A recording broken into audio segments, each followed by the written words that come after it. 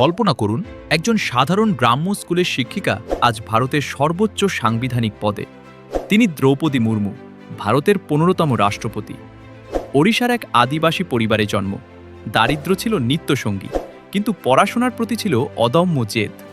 ভুবনেশ্বর থেকে স্নাতক হওয়ার পর তিনি শুরু করেন শিক্ষকতা। গ্রামের শিশুদের স্বপ্ন দেখানো মানুষটি জানতেন না, একদিন তিনিই হবেন সারা দেশের স্বপ্ন পূরণের প্রতীক।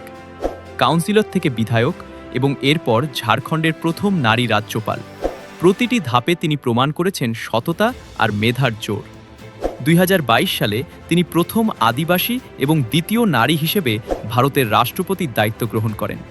তার জীবন আমাদের শেখায়, আপনি কোথা থেকে এসেছেন সেটা বড় কথা নয়, বড় কথা হলো আপনি কতটা পরিশ্রম আর সততা নিয়ে এগিয়ে যাচ্ছেন।